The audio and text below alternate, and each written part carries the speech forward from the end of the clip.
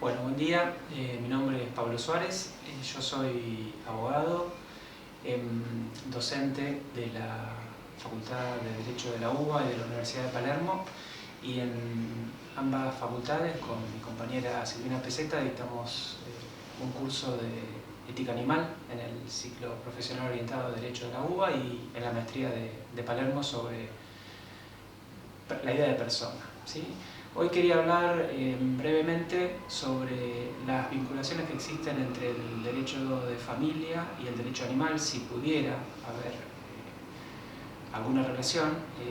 Inicialmente la primera intención o la primera suposición es que no existe tal conexión, dado que el derecho de familia suele ser un derecho con un anclaje bastante tradicionalista y el derecho animal una rama del derecho bastante moderna, pero creo que existe una vinculación y que existe una vinculación fuerte y además muchas posibilidades teóricas y prácticas para trabajar a partir de esta relación.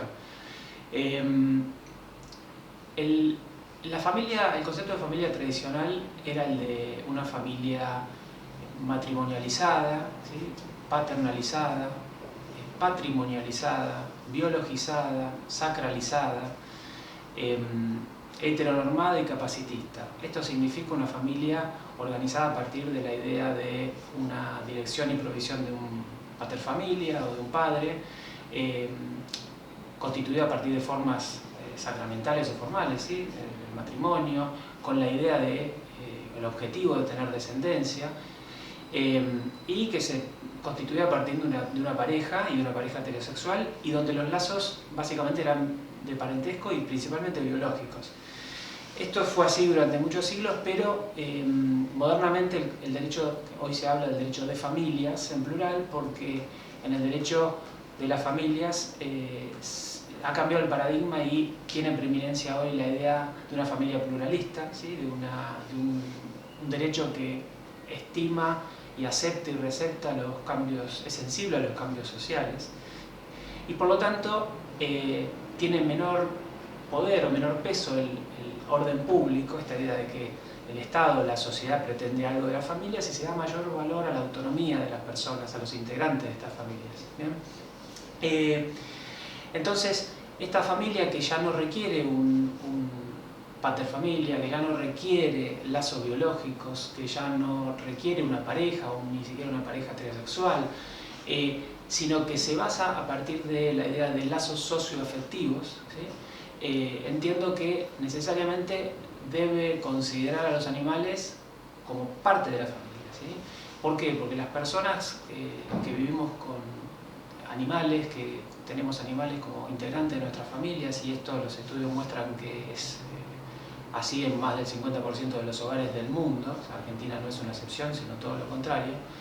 Estos animales, mal llamados domésticos, son tratados, son considerados como parte de la familia. Entonces, en realidad no requiere ningún salto disparatado, ni ninguna idea muy alambicada, ni tirada de los pelos, la de considerar que estos individuos que integran nuestras familias y son tratados como parte de nuestras familias son efectivamente parte de nuestras familias, ¿sí? Sin hacer ningún esfuerzo, el derecho de familias, que en general no habla de animales jamás, ¿sí? Aplicando meramente las premisas de los derechos de familias, llegamos a estas conclusiones llanamente, sin ningún esfuerzo. Es más, aplicando algunos conceptos más microscópicos o detallados del derecho de familias, tenemos que a los animales les damos un nombre, que es un atributo de la personalidad para el derecho civil, que les concedemos un estado de familia, ¿sí? Hijos, hermanos, padres, así los llamamos, y nadie nos manda al psiquiatra por esto. Y los animales asumen por sí, como asumen los humanos, roles de familia. Los roles de familia no están nuevamente determinados por circunstancias biológicas, por lazos biológicos, ¿sí? El rol de padre, el rol de hermano, el rol de hijo, se asume y se ocupa, ¿sí? En humanos y en animales. Los humanos, muchas veces las abuelas, son madres, hacen de madres y cumplen el rol, dicen los sociólogos. Y los animales hacen lo mismo en los hogares humanos y en sus familias animales, que también forman familias interespecies en ocasiones, está muy recogido por la bibliografía, que forman familias interespecies de animales, adoptando animales de otras especies. ¿Bien? Entonces, si la biología, digamos, no fue un obstáculo, es más, fue radicado como obstáculo para hacer este tipo de análisis para el derecho de familias, ¿por qué la especie, que en definitiva es una categoría de la biología, debería ser un problema? Como decía antes, los tratados de derecho de familia, la doctrina más moderna, pese a su carácter moderno y a su, en ocasiones, declarado, digamos, abordaje progresista, en muchos otros aspectos, no hable sin embargo de los animales, y esto es parte de los efectos inconscientes del sesgo especista, ¿no? Que traza una discriminación a partir de no pertenecer a una especie, la especie humana. Esto, que puede ser una cuestión meramente teórica, en realidad tendría muchos efectos prácticos muy interesantes. Nos obligaría a repensar un montón de cosas del derecho de familias y del derecho civil en general, y cosas muy habituales por otro lado. Por ejemplo, lo que sucede en materia de divorcio o de tenencia, cuando se separa una pareja y además de hijos humanos hay hijos no humanos, ¿sí? Un perro, un gato. Si aplicamos las reglas rígidas del Código Civil y Comercial, ese perro o ese gato es una cosa y debe dividirse como se divide algo en condominio, o presentando la factura de compra si fue un animal adquirido, en esta práctica también muy censurable. Y eso, hasta el más formal de los civilistas, le resultaría hoy en día algo disparatado. Es mucho más sensato, y más después de recoger todo lo que venimos diciendo antes, en todo caso aplicar las reglas del mejor interés, del interés superior de los niños, ¿sí? Del derecho civil, y considerar a la hora de establecer con qué integrante de la pareja se queda ese animal, establecer la vinculación de ese animal con el hogar, con el espacio, con los menores de edad de esa familia, por ejemplo, y esto parece ser mucho más sensato, y ya hay jurisprudencia que hace este tipo de razonamientos. En España hay algunos fallos, hay algún fallo en Argentina, si bien hay muchos otros que utilizan el prisma anterior. Otro lugar donde estas ideas generaría un cambio radical sería, por ejemplo, todos los temas de consorcio, donde típicamente los reglamentos de copropiedad no admiten animales, y característicamente también se rechazan la demanda cuando hay una familia que quiere disputar esa cláusula como abusiva, y le dicen: aceptaste esto ingresando el consorcio, si lo aceptaste, no hay derecho al pataleo, por decirlo así. Bueno, si pensamos que la especie no es una categoría biológica moralmente relevante para hacer distinciones, tendríamos que preguntarnos cómo resolvemos situaciones parecidas, por ejemplo, cuando el consorcio no admite personas de una determinada religión, o cuando un club social no admite mujeres, por ejemplo, como era con el Club Cuba. La distinción y el trato es discriminatorio, es arbitrario. Aceptar un reglamento no implica bendecirlo por siempre, y ni limitar la posibilidad de cuestionarlo. Me parece que igual respuesta, si aceptamos que la especie no es una categoría biológica o natural que admita este tipo de distinciones morales diferentes, que debe hacerse lo mismo con estos reglamentos. Lo mismo sucedería con el caso típico de los ruidos molestos. ¿Sí? Los ruidos molestos de los animales no humanos deberían ser tratados por lo menos con la misma vara de los ruidos molestos de los humanos, ¿sí? Que también a veces son molestos. Y el criterio de razonabilidad debería ser el mismo. ¿Sí? Esto nos lleva a considerar que la especie, al no ser una categoría relevante, debería ser tratada incluso como una categoría sospechosa en la lógica y en el lenguaje de los tratados internacionales de derechos humanos, así como la religión, la nacionalidad, el género, el sexo, la población, las ideas políticas no pueden ser un criterio para trazar discriminaciones razonables. La especie debería ser considerada del mismo modo, y esto es lo que, en uno de los sentidos, el derecho animal puede aportarle al derecho de familias, modernizándolo más aún incluso en las teorías modernas del derecho de familia.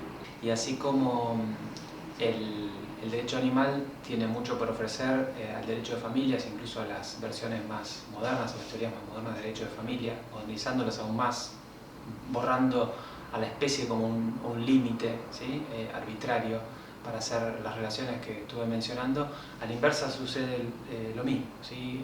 El derecho de familias tiene mucho para aportar al derecho animal, especialmente algunos subsistemas de derecho de familias como son derecho de niñas, niños y adolescentes y lo que se conoce como estudio de la discapacidad.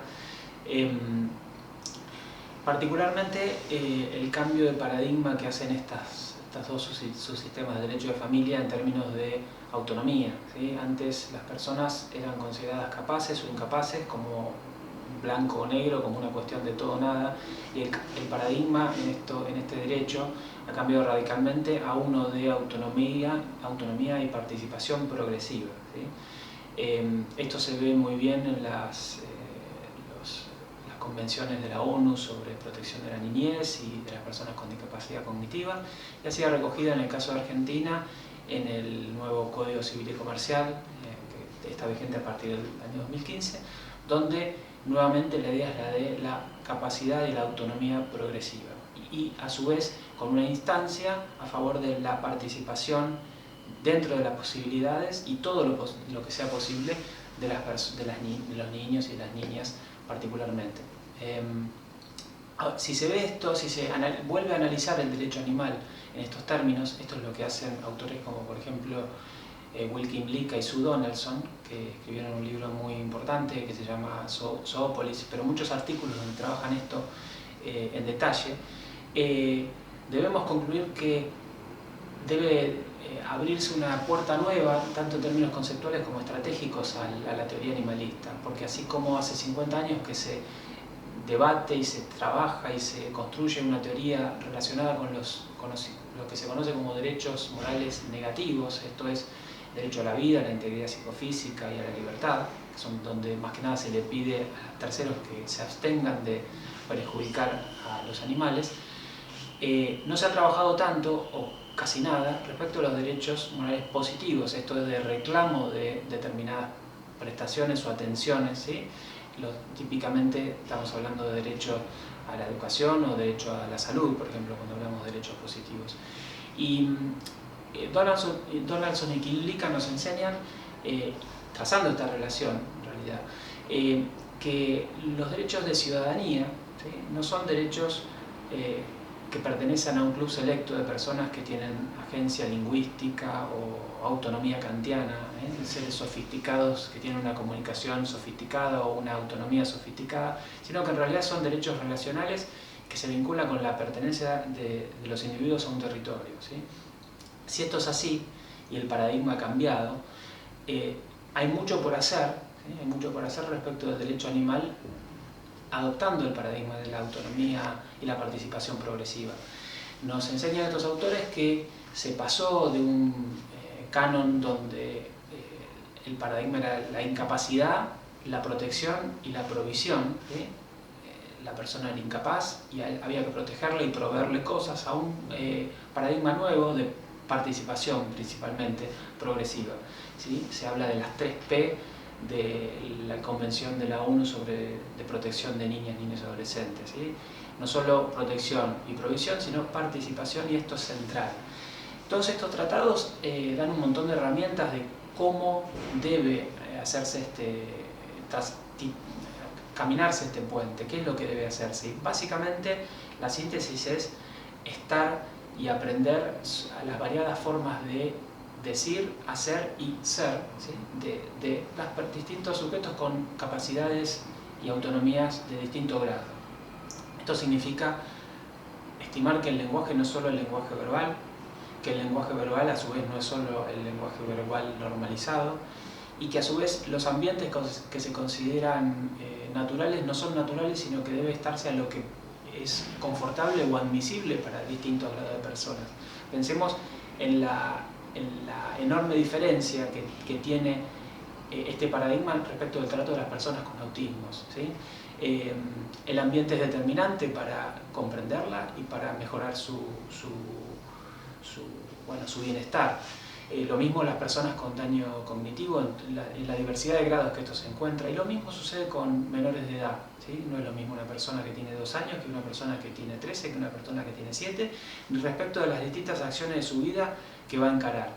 El nuevo paradigma justamente lo que hace es darle toda la participación posible.